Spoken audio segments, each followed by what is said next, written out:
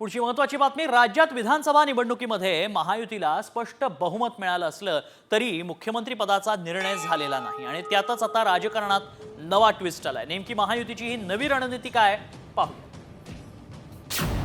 नव्या मंत्रिमंडळात young brigade,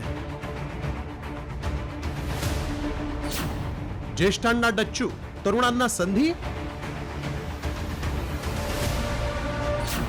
साठीचा महाराष्ट्र, 40चं मंत्रिमंडळ।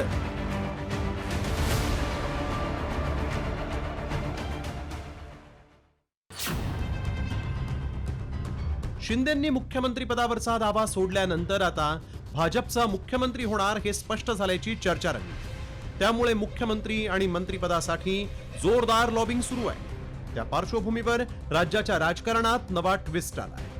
आतापर्यंत तुम्ही पाहत असलेल्या ज्येष्ठ मंत्री आणि अनुभवी नेत्यांऐवजी महायुतीच्या नव्या मंत्रिमंडळात 50च्या आतील सर्वाधिक आमदारांना मंत्रिपदाची संधी देण्यात येणार असल्याची चर्चा रंगली। त्यामुळे महाराष्ट्राच्या मंत्रिमंडळात यंग ब्रिगेड दिसण्याची शक्यता आहे। मात्र या नव्या मंत्रिमंडळात कुणाला लॉटरी लागण्याची शक्यता आहे पाहूया। भाजपच्या या चेहऱ्यांना संधी: गोपीचंद पडळकर, नितेश राणे, राहुल कुल। राष्ट्रवादी अजित पवार गटाच्या या चेहऱ्यांना संधी: संजय बनसोडे, संग्राम जगताप, सरोज अहिरे।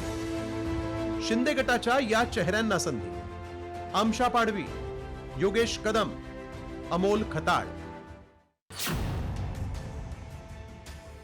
विधानसभेच्या निकालात भाजपनं 132, शिंदे गटानं 57 तर अजित पवारांच्या राष्ट्रवादीनं 41 जागांवर विजय मिळवला।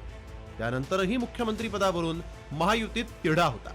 मात्र एकनाथ शिंदेंनी आपण मुख्यमंत्री पदाच्या शर्यतीतून माघार घेत असल्याचं स्पष्ट केलं। एवढंच नाही तर पंतप्रधान नरेंद्र मोदी आणि अमित शहा जो निर्णय घेतील तो मान्य असेल अशी भूमिका एकनाथ शिंदेंनी घेतली।